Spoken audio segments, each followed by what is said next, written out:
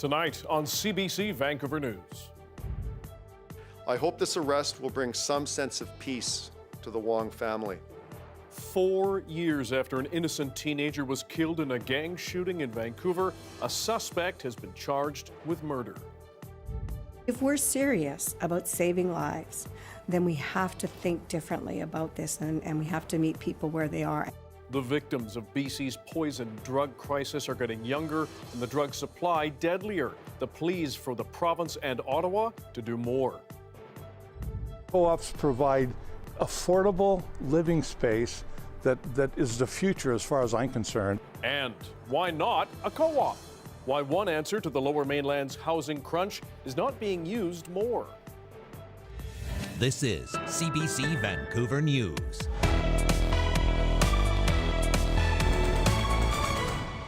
Good evening, I'm Dan Burritt. Thanks for joining us. It has taken more than 4 years, but the family of an innocent teenager killed in the middle of a gang shooting in Vancouver received some encouraging news today. A suspect has been arrested and charged in their son's death. Alfred Wong was 15 years old, riding in the back of his parents' car as they drove home from dinner in January 2018. As they approached Broadway and Ontario streets, they were caught in gunfire. A bullet flew into their vehicle and hit Alfred.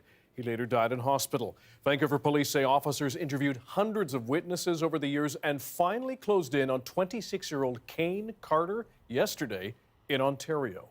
BC Prosecution Service has now charged Carter with 1 count of second-degree murder and Alfred's death, 1 count of second-degree murder and the death of Kevin Whiteside, who was also murdered that night in an exchange of gunfire at Broadway in Ontario. Whiteside was 23 years old at the time.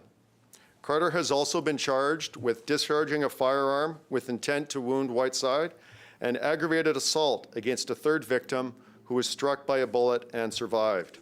Police say the second victim, Kevin Whiteside, had come to the city planning to shoot a rival eating dinner at a nearby restaurant.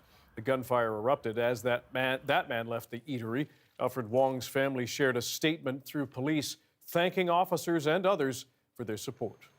We are optimistic that all those involved in the crime will be brought to justice.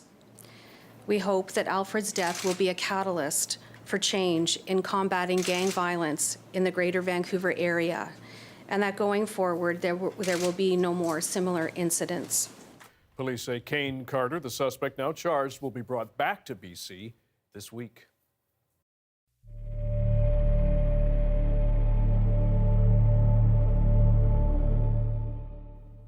BC's poison drug crisis is still taking more lives. A panel reviewing illicit drug deaths in our province shows victims are getting younger as the drug supply grows ever more toxic. It looked at more than 6,000 illicit drug-related deaths in our province over 4 years.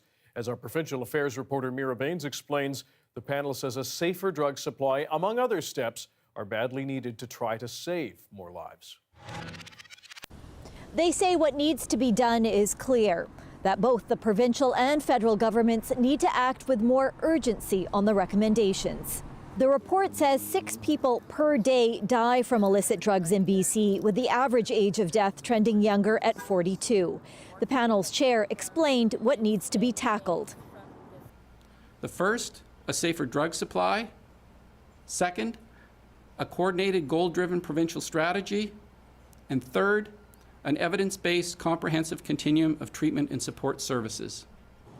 The recommendation calls for a safer drug supply through prescriptions and beyond that through community harm reduction. They include a 30, 60, 90-day timeline for emergency action. And the group emphasized that political will across jurisdictions needs to be there to help. But COVID-19 has shown that addressing the magnitude of a public health emergency with actions commensurate with the problem is possible. This is the second illicit drug deaths review panel. The BC government faced questions over why there hasn't been more swift action on prescribing safe supply in remote communities. The safe supply model is primarily large urban center based right now. And there are very few sources of safe supply in smaller rural or especially in isolated communities. The same issue over lack of prescribers for safe supply has been repeatedly brought up as deaths continue to climb in BC. And we continue to meet regularly with the colleges, with Doctors of BC, with the Association of Nurses and Nurse Practitioners, because we need prescribers to connect people with safe supply. Faced with criticism over lack of urgency and the new report, the Premier moved to strike an all-party health committee on the issue. More than treatment, it will take enforcement so that we can eliminate the scourge of people in our society that profit off putting people in boxes. Young men and women across this province. All of us feel the same sentiment here. All of us want to work together. We'll strike the committee. We'll put in place terms of reference, and let's walk that walk, not just talk that talk. BC has applied to the federal government to decriminalize the possession of a small amount of illicit drugs for personal use. The recommendation from this panel is that the federal government approve that application by April 11th. Mira Baines, CBC News, Victoria. An early morning fire in Vancouver has torn through a small business. Crews responded to flames taking hold of a car wash on East 2nd near Main Street. 40 firefighters worked to douse that blaze early this morning. No injuries were reported, but damage to the building is extensive. Fire investigators are still trying to pinpoint a cause. A North Vancouver couple is looking for answers after the death of their newborn just hours after he was born at Lionsgate Hospital. Baby Nathaniel's parents want a full investigation of the doctor who delivered their son. As Belle Puri reports, the tragedy has prompted a review by Vancouver Coastal Health. And a warning for you, this story may be distressing to some viewers. It's painful for this couple to comprehend how, in a matter of hours, they went from being expectant parents to grieving the loss of a newborn. So there were a lot of steps that led to us losing a perfectly healthy baby boy. That was a miracle. A miracle in their eyes because 2 years ago, Emily Nagamon had cervical cancer. Doctors said it was unlikely she'd be able to conceive, but she did. My pregnancy was perfectly amazing. It was a good pregnancy. It was everything that I have ever wanted.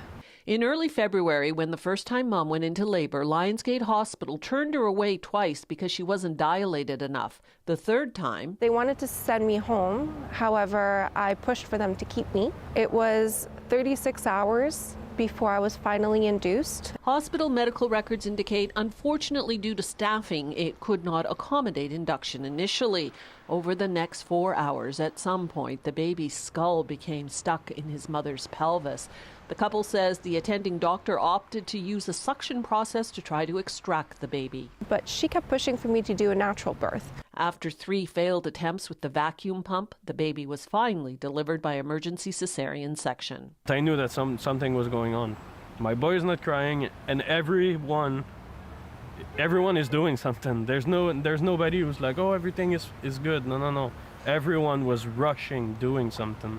The couple says it was told the baby suffered a brain bleed during delivery. He was rushed to BC Children's Hospital, where doctors were unable to save him. After carrying him for 9 months, I only got to hold him for 15 minutes. Baby Nathaniel's parents want a full investigation of the doctor who delivered their son. Vancouver Coastal Health says it's deeply saddened by the incident and is conducting a comprehensive review of the clinical event and the patient's experience. An experience that continues to baffle. This isn't me. They have someone else's name on my medical record, on the very first page. How is this acceptable? The couple has tried to get legal advice. The best so far is to wait for the autopsy results to find out exactly what killed baby Nathaniel. That will take months. We can't bring our son home. We can't lay him to rest. When I want to be closer to him, I have nothing. Nothing but unanswered questions and grief. Okay. Belle Puri, CBC News, North Vancouver.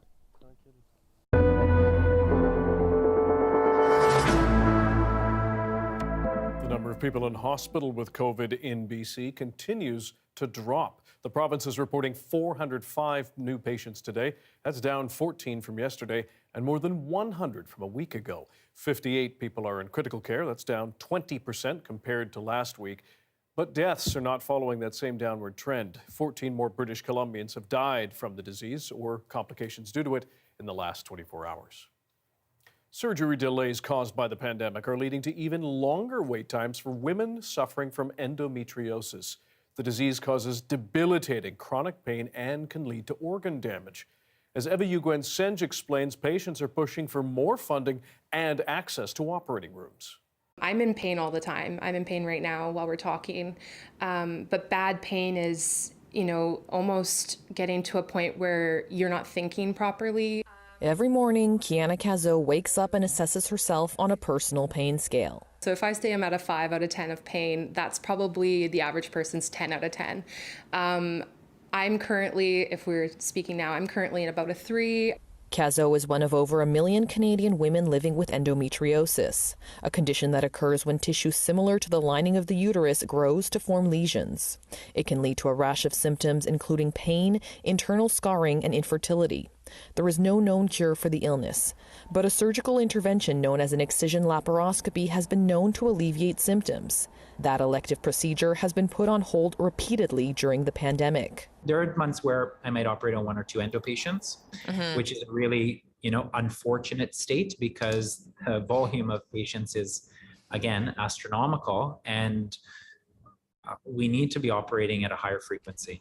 And surgical delays are having a major impact on patients living with the disease. You have brain fog, and you feel like you're going to pass out from the pain. The pain's so bad you can't get out of bed, you can't walk, you can't go even to the bathroom sometimes. The suffering is what I'm concerned about, and the extra months of suffering that patients are going through. And certainly the problem is not only the delay from our booking surgery to them getting surgery, but the delay them getting to us. BC has been playing catch up for all elective surgeries since the pandemic began. But those working in the field of gynecology say their resources have always been limited. It's a condition that its main symptom is pain, and pain, as we know, can often get dismissed in women and gender diverse people. Advocacy group Endo Act Canada has been pushing the federal government to develop a national action plan on endometriosis. It's already been done in Australia and France. But the Federal Ministry of Health made no mention of endometriosis in response to questions from CBC News about access to treatment. Meanwhile, Cazot has decided to get care out of province and has had an initial consult with Leonardi in Ontario. I need to get this done. I want to feel better. I'm only 25. Evacuations, CBC News, Vancouver.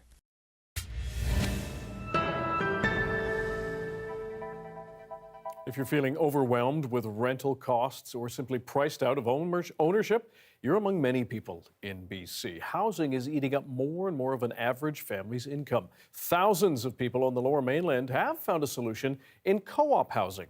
But as Tara Carmen explains, there simply isn't enough of it to go around, and there are few plans to build any more. Hey, who did that? John Bathurst is keeping busy in his retirement. He's able to spend quality time with his 3 children and 7 grandchildren because they're also his neighbors.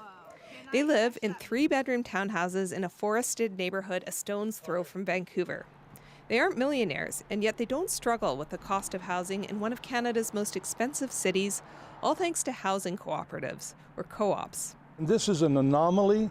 In my opinion, it's a diabolical anomaly that the Vancouver, Toronto, housing markets are so inflated that young families can't afford a place to live.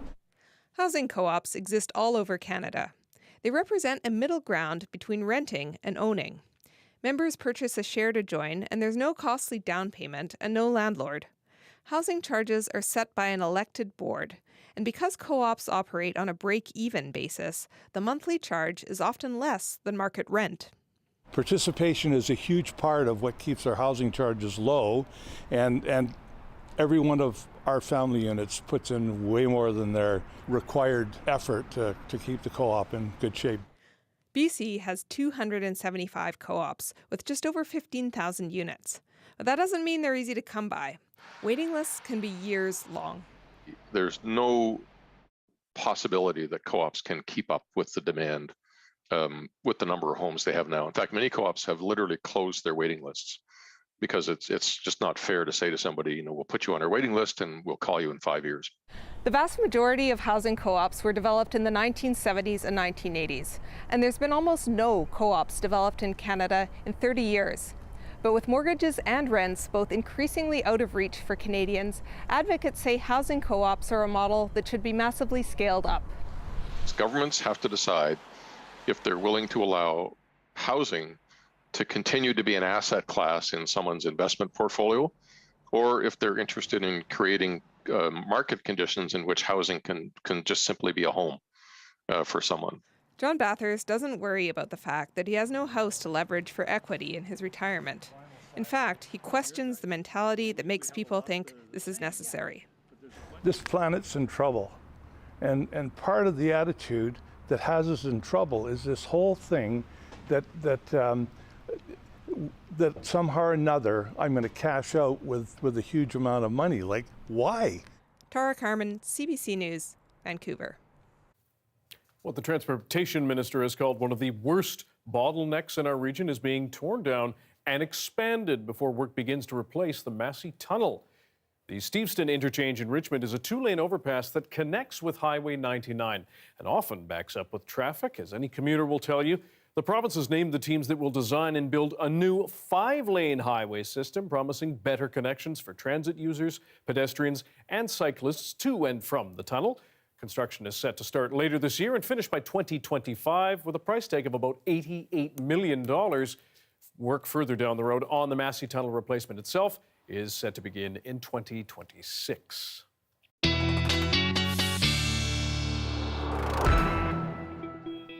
Time for our first peek at the weather. Meteorologist Jay Scotland is filling in just slightly east of here for Johanna tonight. And Jay, thank you for a lovely day across Metro Vancouver. Yeah, I'll take full credit. I'm going to be honest, my arm's a little sore from all the high fives and that sunshine and free vitamin D today. We will watch for some clouds to increase, though, looking ahead, Dan, to tomorrow. And actually, we'll begin to see some clouds building in through the overnight hours tonight. After clear conditions this evening through Metro Vancouver, you see those clouds as we look to the north starting to build to the south. I expect by Thursday morning, so for tomorrow morning, either a mix of sun and cloud, but likely leaning a bit towards the sunnier side of things in the morning. As we edge towards the noon hour, there's your mix of sun and cloud, and then mostly cloudy conditions through the afternoon. Up towards Whistler, some flakes starting to fall as we get into the late afternoon, early evening. A little later in the evening, I expect, as we get into Vancouver, we could start to see some showers from more coastal areas, inland areas, that mixed even some wet flakes as that temperature does dip down into the low single digits late in the day.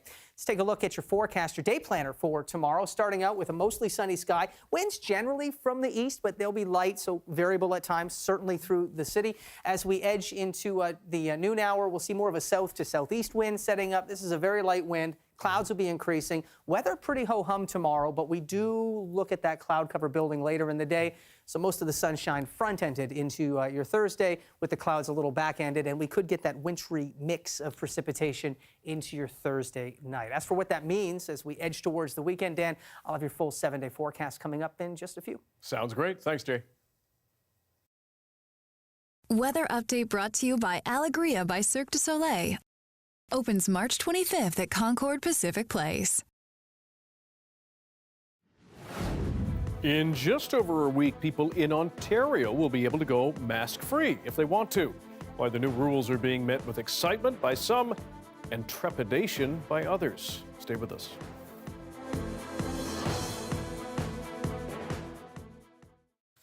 Thank you for staying with us on our commercial-free live stream tonight. Hello to everyone watching online. What started as a program for Christmas hampers has grown into a full-blown food bank in the town of St. Albans, Newfoundland. The Bay d'Espoir Community Food Bank has been open for just under a month, and Garrett Berry takes us there. The goods are packed and ready to go.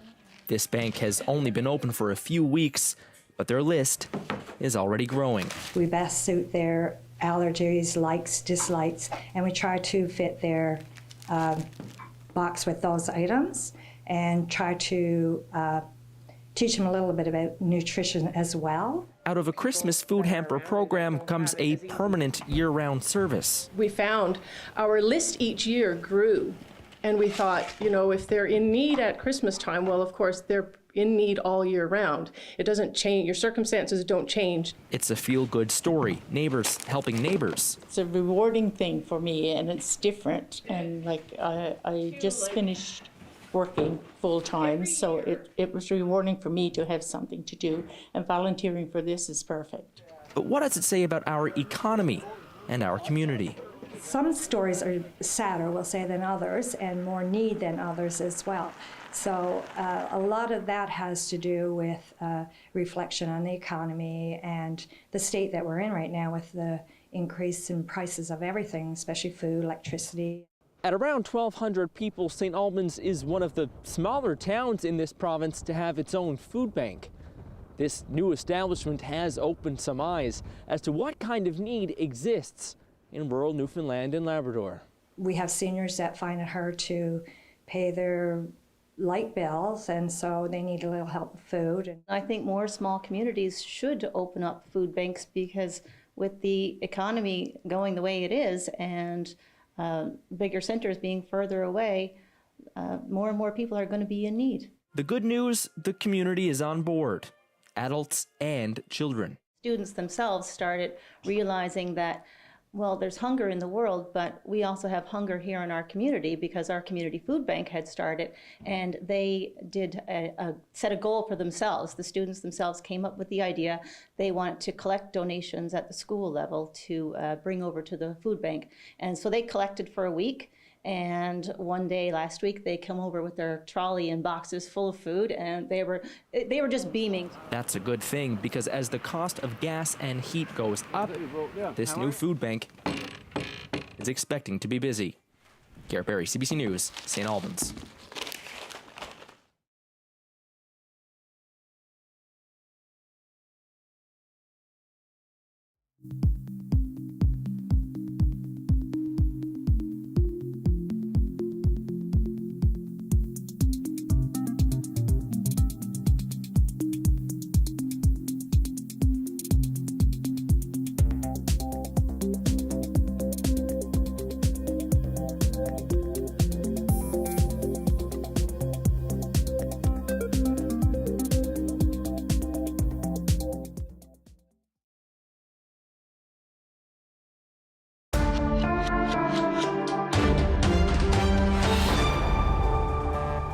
Moving civilians out of harm's way continues to be a key challenge in Ukraine. Officials say ceasefires have opened evacuation corridors out of several besieged cities. But as Sasha Petrusik tells us, those routes are tenuous and the deals that keep the bullets from flying are fragile. Confusion, anger, and ashes outside a maternity hospital in the southern city of Mariupol today, as Russian missiles rained down in the middle of what was supposed to be a humanitarian ceasefire. Instead, the huge crater left by a direct hit. Inside, destruction and injuries, what the government calls an atrocity, with children under the rubble, blaming Russia. As soon as they start losing war on the ground, they start using civilians as a tool of war. They start attacking civilians to blackmail officials of the country they attack. Russia denies targeting Ukrainian civilians, but millions of them have been caught in this war, desperately trying to leave during promised ceasefires that rarely happen. We've been in the basement for 14 days, says Svetlana, in the dark with no food or water. Showing convoys carrying the old Soviet flag, Russian propaganda portrays the fighting as quick and efficient. But with military victories few and its biggest convoy stuck outside of Kyiv for more than a week, it has become a painful grind. Kyiv has not come under direct attack, but many have fled, and its mayor expects Russian President Vladimir Putin to aim his guns here next. It's his dream to rebuild Soviet Union. We was in the USSR, and we don't want back to USSR. We see our future as democratic European country and part of European family. Fighters prepare. In the center of the capital, though, a concert. Never mind that only 20 of the orchestra's 70 members are still here. Soothing music to a city on edge. Tired, afraid, and often hiding in subway stations, many have sent their families and children abroad. We are ready. to be hungry, to be thirsty, but to see how our children die, it's impossible. Sasha Petrusik, CBC News, Toronto. Prime Minister Justin Trudeau has spoken with Ukraine's President Volodymyr Zelensky. He promised Canada will send more specialist military equipment. And as Travis Danraj tells us, Trudeau is working to get other NATO countries to do more as well. Much of Berlin was destroyed during World War II. The Brandenburg Gate was not. A symbol that endured the last major crisis in Europe still stands as Canada's Prime Minister visits while the world grapples with another. When Vladimir Putin launched a full-scale invasion of Ukraine, he violated Russia's international treaties, and he attacked the values that form the pillars of all democracies. This kind of brazen disregard for law and human life is a massive threat to Europe and to the world. After meeting with German Chancellor and NATO partner Olaf Scholz, Trudeau pledged $50 million in additional equipment to be sent to Ukraine. This morning I spoke with President Zelensky and highlighted once again the strength and determination of the Ukrainian people and told him that Canada will soon be sending highly specialized equipment to them and invited him to address Parliament in Canada. But there have already been logistical challenges getting shipments of military aid into the country. Trudeau says he's aware of the issues at the border, but they're not insurmountable. The trip thus far has been heavy on photo ops and meetings with NATO partners, but how any of it will substantially help the people of Ukraine right now remains unclear. And the fact that the Prime Minister has been able this week to have direct conversations with our leading partners around the world is absolutely essential. Trudeau wraps up his visit to Germany tomorrow morning after having breakfast with the German president. He's set to meet with more leaders in Warsaw, Poland tomorrow, including U.S. Vice President Kamala Harris, who is also in the region to show her support and discuss what's happening in Ukraine. Travis Danraj, CBC News, Berlin. More than 2 million people have now left Ukraine since the invasion, but they're not the only ones who are fleeing. Trainloads of Russians are heading for Finland. The CBC's Salima Shivji tells us why. This is the departures and arrivals area of Helsinki's busy central train station. And over here is platform 9. This is where the high-speed train from St. Petersburg arrives twice a day. Basically, it's a train reserved just for Russians and Finns. And coming from the east, it has been packed full for the past week. Barely a seat available. So much so that the train company is working to add another back and forth. It's mostly Russian nationals, of course, coming this way, basically worried as conditions tighten in Russia, as the modes of departure narrow, and as uncertainty reigns. Compare that to the trains leaving Helsinki to head to Russia. Those are about 20 to 30% full, so a pretty big difference between the two directions. The bus station here in Helsinki is also very busy. A lot of buses arriving from St. Petersburg. I spoke with Dmitry, a young PhD student who was at home in Russia working until he finally decided to change his plans and make his way back to Paris. It was an easy choice for me, but I guess for other people it's not as easy, especially given the prices of plane tickets. So to plan for the next several weeks, obviously it's quite a volatile situation, so no one knows what's going to happen. A difficult decision for many. I spoke to another young student who told me she was having panic attacks back in St. Petersburg, so filled with worry she didn't know what to do. Now she doesn't know what will happen in the coming weeks and when or if she will go back to Russia. Salima Shivji, CBC News, Helsinki.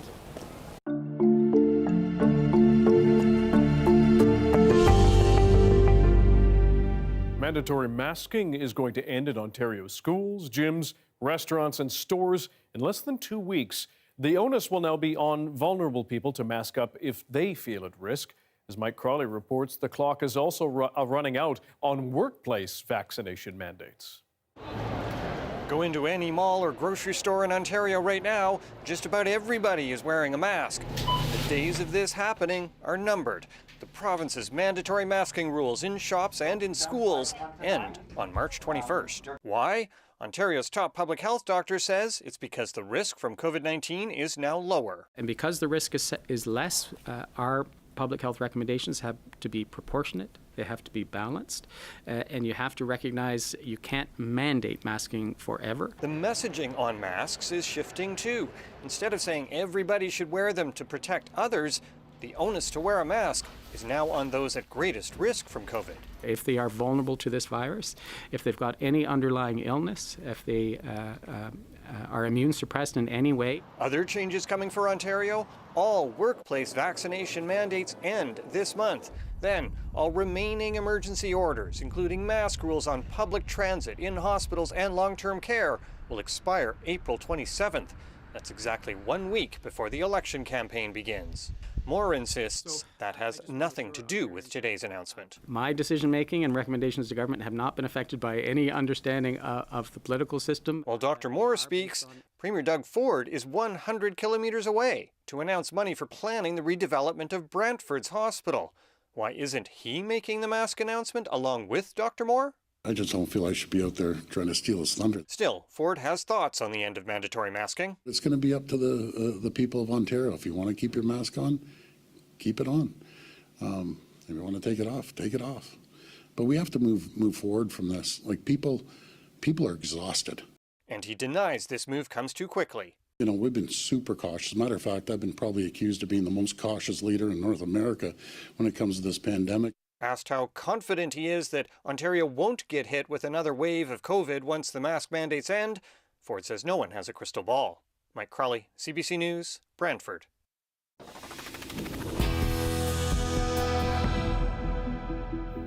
The driver of the transport truck involved in the deadly crash with the Humboldt Broncos has lost his bid to stay in Canada. 16 people were killed and 13 more injured in the April 2018 collision in Saskatchewan. Jaskirat Singh Sidhu pleaded guilty to dangerous driving causing death and dangerous driving causing bodily harm. He was sentenced to 8 years in prison. His lawyer filed papers last year arguing Sidhu should be allowed to stay in Canada once he served a sentence.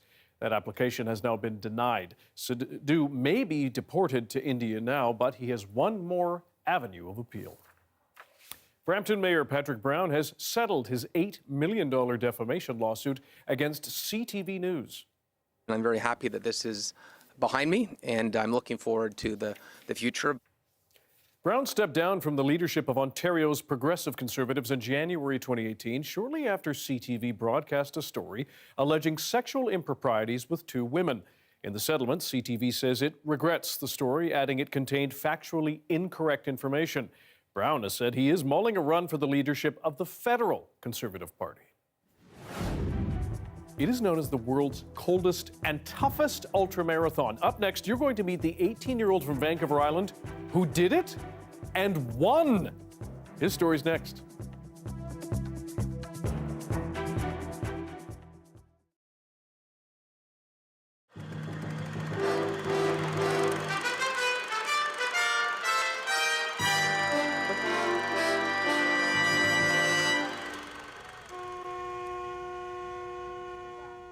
Sunrise at UBC. The picket lines are still up. Later in the morning, traffic starts backing up, but the traffic jam is half what it was yesterday. Cars are getting through the line faster. Lots of people are walking. In fact, except for the picket lines, it's hard to tell there's a strike going on.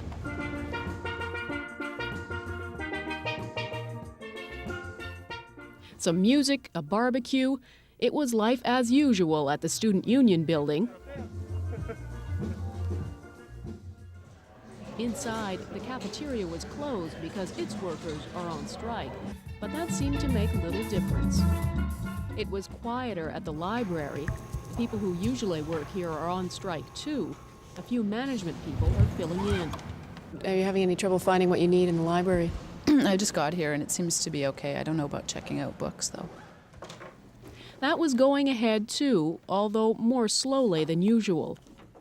My sense is that the number of students on campus is fairly low at the moment, and I think they've probably taken a couple of days, run into traffic jams, but I suspect they'll be making a stronger effort to get back on campus as this thing progresses. It's hard to tell how many students stayed away today. But most people who did come say their classes were 50 to 75% full. Fairly normal. Library closes early. Yeah, the library closes early and there's no food, but other than no that, food in the residence. But other than that, it seems to be running pretty much as normal. But it's not normal everywhere. This is a bathroom in one of the residences. The people who clean here are on strike, and the guys who live here aren't happy. What have they told you that you're supposed to? We're supposed to disinfect them ourselves. Yeah. And take out the garbage and... But hell, we don't get paid, so what for, right? We'll send them a bill. Garbage is the most obvious sign of the strike. It's piling up all over the campus.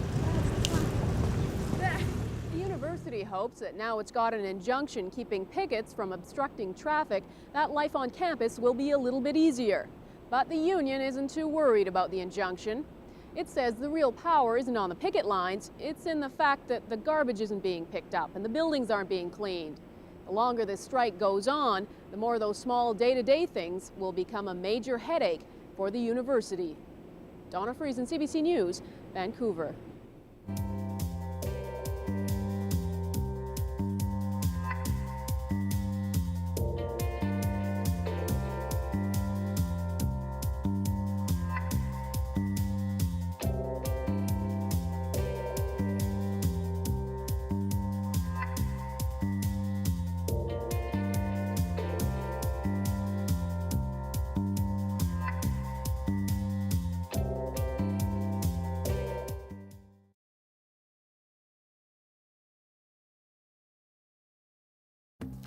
Here are some of the stories we're following for you tonight on CBC Vancouver News. Alfred Wong was a promising young athlete and a bright student. He aspired to become a lifeguard and wanted to pursue a career in electronic engineering. He loved hanging out with friends, playing video games, and spending time with his family. But all that ended for the 15-year-old when he was struck and killed by a bullet during a gang shooting in Vancouver in 2018. He was in the back of his parents' car as they drove home for dinner. Today, more than 4 years later, police announced a suspect has been arrested and charged with murder. The force's Kane Carter was arrested in Ontario. He's also charged with the killing of another man shot to death that same night. If we use some of those same levers, emergency powers, looking at the resources necessary, commensurate with the crisis, I do believe that this could really make a difference. Officials looking at BC's grinding poison drug crisis say our response to COVID could be a guide to help save more lives. The coroner says 6 people are dying from toxic drugs in BC every day. And the report finds the victims are getting younger, Indigenous people are disproportionately among the victims, and the drugs are getting stronger. It again recommends a safer drug supply and 60, 30, and 90-day action plans. It's a diabolical anomaly that the Vancouver, Toronto housing markets are so inflated that young families can't afford a place to live. It's not going to get better. And a more affordable answer to our housing crunch has been around for decades. Co-ops allow people of various incomes to live without a costly down payment or a landlord, especially near big cities. But almost no co-op housing has been built in this country in 3 decades, and the wait lists are incredibly long. Advocates say it's time to start building a lot more of them. A teenager from Comox has won what's considered one of the world's most grueling races. Woo! Congratulations! Well done, mate.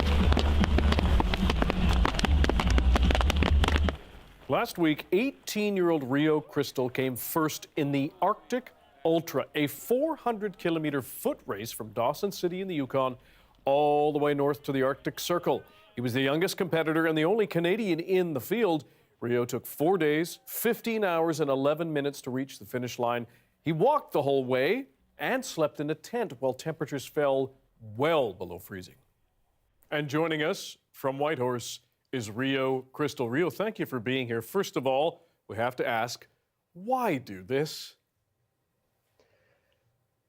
2 years back in grade 11, I saw a video promoting a man named Anders Hoffman doing the first Ironman on Antarctica. And I told myself I could do that. But it cost $200,000. That's why it costed him $200,000 American to do that whole Ironman. And no grade 11 can afford that, or most can't. But what I can afford is the world's toughest foot race. I compared and contrasted a bunch of ultramarathons, and the toughest that came out was the 66:33 Arctic Ultra.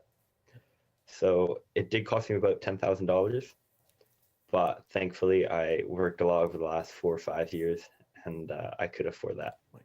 And just looking at the map, I mean, this is grueling. Some of the footage is quite something. How do you prepare for this race? What do you take with you specifically? Well, my preparation was mostly walking and running. So a lot of interval training, do about 800 meters running and then walk back 1,000 meters or something like that. Now I wouldn't do that at all, because during the race you don't run. If you sweat, the sweat can freeze and you're going to get hypothermia. And also in the long run, the running will damage your feet. You know, get a lot of joint pain towards the end of the race. With the clothing, you have to layer yourself very smartly, because some days it can be -15, and some days in the past races we've had -55 before. So you have to be ready for any weather. You have to have a bunch of layers, 5 or 6 layers, and you have to have at least a -40 rated sleeping bag, a thermrest, and a sleeping system emergency kit, because this nature up here is wild, right? It's very unpredictable, and you have to be best prepared as possible so you don't die. That's putting it mildly. As you're doing this, and we've seen the footage of you doing this, what's going through your head perhaps from the beginning of the race up to that moment where you realize you're going to win and you reach that goal? For the first 2 days, I was focused on my own race. At points, I started focusing on winning the race, but I realized that was just damaging my own race. And this is a long race, right? It's over 400 kilometers. So everything you do, you have to think in the long run. So in the first 2 days, I was thinking about winning my race. But one of the guys who was up with first place with me, he pulled out with frostbite. He couldn't feel his fingers. He had 3 gloves on, 2 hand warmers, and it was only -23 out. And it does sound cool, but it can get up to -50, and that night was -36, so he could have lost a few fingers. So he pulled out, and I had a 40-kilometer lead on second place, and that was the point where, from then on, I was just thinking about, where's second place, where's Vlad? Yeah. Where's Vlad? That's all that was in my mind. And what, I mean, an amazing accomplishment, and you're alive, which is a bonus. What kind of support did you get along the way? During the race, you get hot waters at checkpoint. So I had about 5 liters. So you get 5 liters of hot water at each checkpoint. There's 5 checkpoints along the way, and there's a medic. So I did get taped up and get a bit deep heat. But during the journey throughout this whole event for the last 2 years, I did get a bit of adversity. A lot of people were opposed to supporting me just because I was so young, so inexperienced. But it also worked out in my favor, as since I am so young and inexperienced, a lot of people really want to help me out as well. Rio Crystal, thank you so much for joining us. Congratulations on winning. And again, we're glad you're alive. Thank you very much. From cold to hot, after drought conditions, prairie farmers are struggling with a serious lack of hay. The impact on their livestock after this. And at 6:43, a live look at Whistler today. Lovely day across the south coast, but the pattern is shifting a bit. Meteorologist Jay Scotland will be here to map our forecast after this.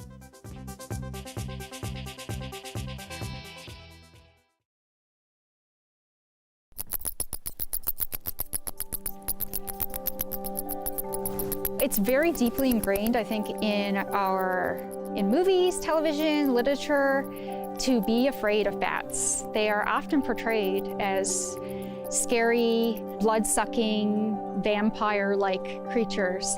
They're really important components of the ecosystem, spreading seeds to pollinating plants, and in Canada to really offering important pest control of biting insects and also pests that impact our crops and our forests. They offer so much to us, but because they've been given a bad rap, oftentimes whole colonies are destroyed out of that fear. They're not scary the way that it's often portrayed in media. My office is in Corner Brook area, so I do a fair bit of work, bats in Western Newfoundland. There's a cave there that I've monitored for a number of years that had well over 1,000 bats, about 1,100 or between 11 and 1,200. This year there were 18 bats in that overwintering site. So, you know, it certainly looks like we've seen a population decline of at least 98% in Western Newfoundland. The first thing that we do after we take a bat out of the trap, bring it inside. It's inside of a disposable paper bag. First thing that we do is weigh the bat. Then we sort of just have a closer look at it to see which species we're dealing with. Look to see if it's male or female, if it's an adult or juvenile. Aside from that, I guess the most important thing that we want to do is to tag that bat so that if it's recaptured in the future, that we'll be able to recognize the individual. We suit up in Tyvek suits, and it's just to make sure that we don't spread any spores that cause white nose syndrome from one site to the next. So it keeps our clothing clean, and we're able to sort of dispose of it afterwards and just make sure we're taking all the precautions.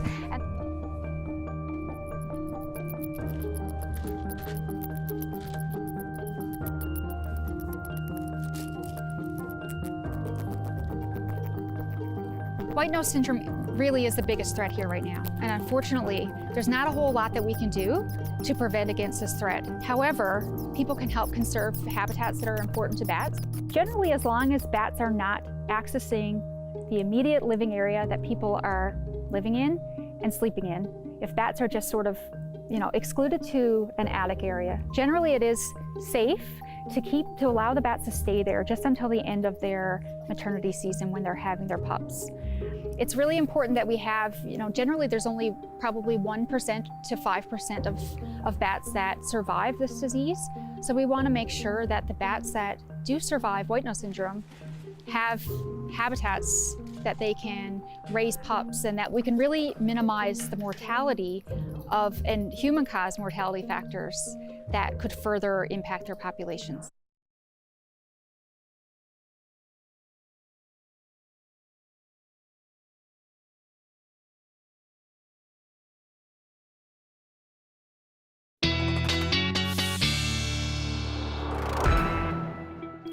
The east coast of Australia is being hit with torrential rain and flooding.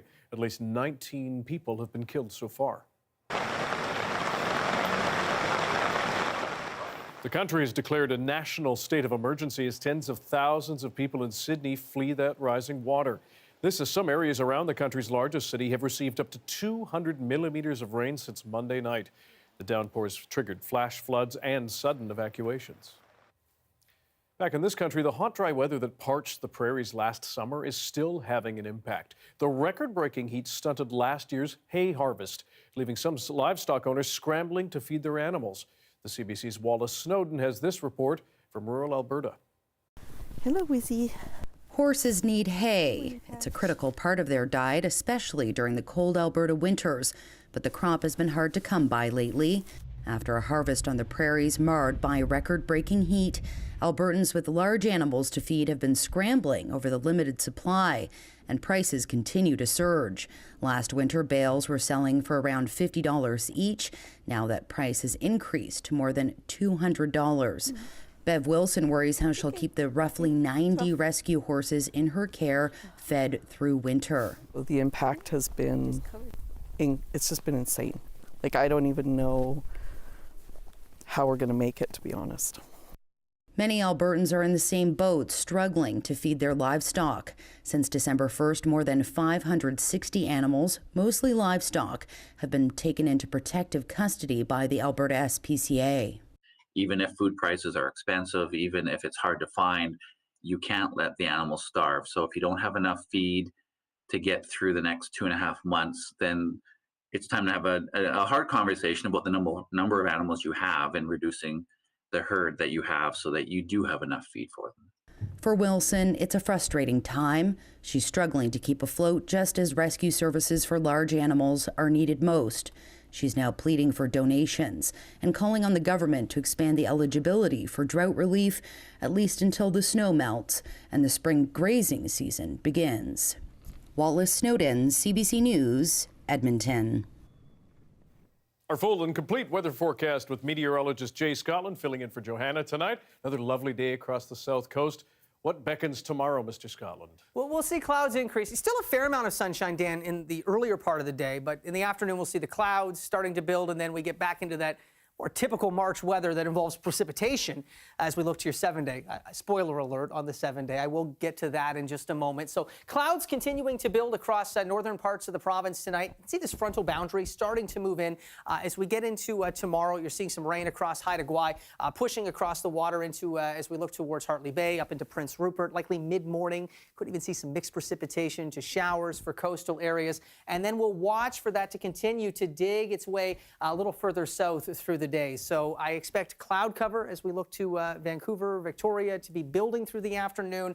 And in terms of that wintry mix of precipitation, inland wet flurries, coastal areas showers, likely holding off until the evening. And then as we get into Friday, that's where that frontal system begins to move on shore. We start out with some wet snow, changing to rain for Vancouver. We have this frontal boundary forming across parts of, as we look towards the Alberta border, which will bring some snow inland, some steadier and accumulating snow for more northern parts of the province on Friday, and more of that mixing to rain showers as the temperature gradually warms through Friday as we get into Metro Vancouver. So let's take a look at overnight conditions tonight across the province. You've got the clouds pretty thick as we look to more northern and inland areas, building along the coast, and you get into the showers likely early to mid-morning for Prince Rupert, overnight as we look back into Haida Gwaii, and then building down later in the day. So increasing cloud overnight through the day tomorrow, and you start to get into those showers down into Port Hardy. I think likely evening for Victoria and Vancouver as well. We'll take a look at Vancouver's overnight through tomorrow conditions as well. Pretty light winds, temperatures dipping just below the freezing mark for inland areas, and then we'll watch for sun in the morning,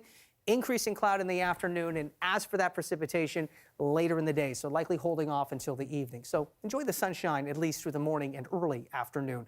Increasing cloud, temperatures anywhere from 6 to 9 degrees across Metro Vancouver tomorrow, depending on how close to the water you are. 8 degrees with wet snow in the morning, changing to rain as that temperature climbs through the day on Friday. We have some steadier periods of rain, heavy at times, not too heavy, into Saturday. Don't forget, for most of the province, we roll the clocks ahead 1 hour Saturday night into Sunday, and into that long-range forecast. We do have periods of rain and showers through much of the 7-day forecast, but we've put a little bit of hope, some sunshine back in the forecast as we look to next Wednesday. We appreciate that touch on the end. Yeah. It makes all the difference. Got to keep the spirits up. Thanks, Jay. No worries. Well, it's lived up to its name. Ernest Shackleton's lost ship, the Endurance, has been found deep underwater in the Antarctic. How they found it and the astonishing shape of the vessel after this.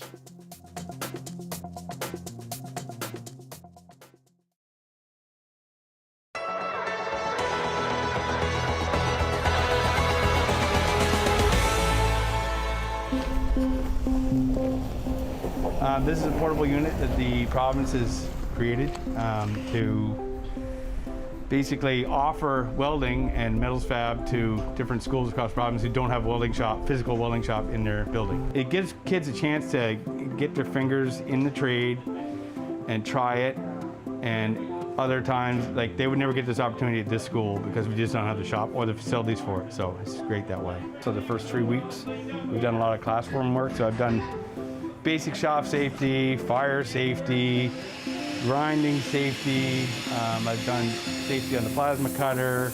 We've done shielded metal arc, all the different types of it. We've electrical safety, a lot of safety. What kind of safety do they teach you about? Basically how not to be an idiot.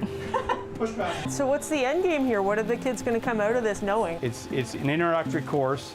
They're not going to get a welding ticket or anything, but they're going to have enough experience that I think that if they went and did something else, it'd be pretty quick to them.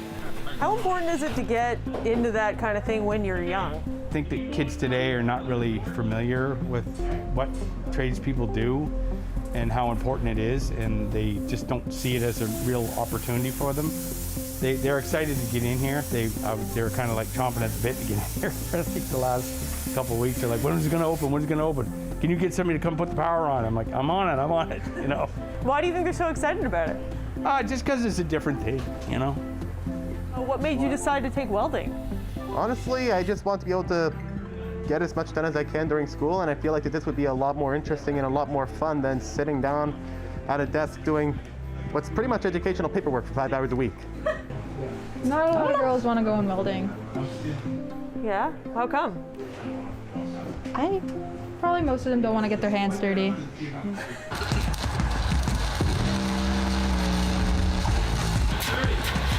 We started burning rods today. Or yesterday, actually. Burning rods, what does that mean? That means they're welding. How are they making out with it so far? I'm really impressed. They're doing really well. There's a couple of guys are rushing, and they got to be patient, and they got to be. It's a skill that they have to work on, just like anything else. Like if you want to be a good skater, you gotta practice. So that's what this is all about. Why is it so important to be patient with welding? Because most teenagers are often really in a hurry. They think that everything's good enough. So with woodworking, welding, anything else, even with a test, they'll try to do something and just say, oh, that's good, I've done my best, but they don't understand that we're trying to get it as perfect as possible. So it's about doing a really good job. What are you hearing from them now that they're into the actual welding? One of the students over there this morning said, oh, I was really bored with the class and stuff, but I really like this. I want to come in all the time. It's like, see if you like it type course, just like most things in high school. You know, some of them might say, nah, that's not for me, I'm not going to get into that, and other ones might really like it and want to really pursue it. So that's what the hope is.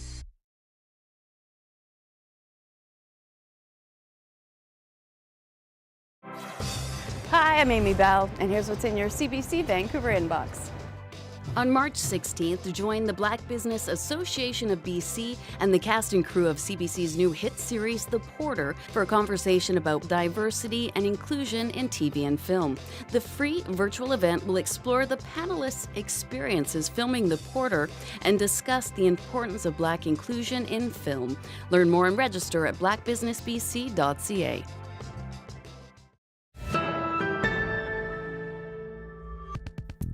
It has been lost for more than a century underwater. Now one of the world's most famous shipwrecks has been found. And as Justin Hayward shows us, it's in remarkable shape. A century-old ship living up to its name. The Endurance on the ocean floor since 1915. The captain's wheel intact and standing. The portholes still closed. A few scattered dishes from the crew's final meals on board still visible on deck. This maritime archaeologist has never seen anything like it. The state of preservation is just something unbelievable. You can see the paintwork on it, the black, the white paint. You can count the ship's fastenings and the woodwork. And as you've seen in the illustrations, the ship's wheel is as if they left it yesterday. The three-masted ship was caught in Antarctic ice in the summer of 1915. Sir Ernest Shackleton was attempting an expedition to the South Pole. The trapped ship was slowly crushed, finally sinking beneath the ice. All incredibly documented by the expedition's photographer. Stranded on the ice floe, the 28-man crew lived off seals and penguins. Finally trekking and rowing their way to safety months later, the entire crew survived. Fast forward to today. For 2 weeks, a team of scientists and technicians searched for the wreck. Piloting a submersible drone under the Antarctic ice, the expedition found the Endurance just 6 kilometers from the position its navigator recorded a century ago as it sank. Just as the way that the wreck of the Titanic takes you back to that Edwardian world, just as the way that Pharaoh Tutankhamun's tomb excited generations about ancient Egyptian history, or the discovery of Pompeii made us obsessed with the Roman world. I think this wreck is going to perform that role for young people. Under an international Antarctic treaty, the wreck is now a protected historical monument, meaning the ship will not be razed, nothing will be removed. Researchers will only use detailed scans and images like these to tell Endurance's story. Justin Hayward, CBC News, Montreal. Incredible. And a very happy update for you on a story that started getting attention a few weeks ago about a dog from Alberta with a one-of-a-kind face and a very big social media following. Who's that? Brody. Brody, a rescue dog with a curved snout, now has a matching canine companion, don't you know? The two make quite a sight and pair. Brody's owners stumbled upon a photo of Raven, also a German Shepherd mix with a similar crooked smile, at a Texas rescue. Instantly, she felt the pair were meant to be lifelong playmates. They then helped organize an epic plane journey and road trip to help to get the pup to this country. Now, 2 weeks in, the Red Deer pair seem to be getting along just fine. Thanks for joining us tonight. You can watch our newscast on CBC Gem, the free app. We're also on Facebook, YouTube, and Instagram, and on our website, cbc.ca/BC. Your next local news is at 11 o'clock tonight with me after the National. We'll see you then.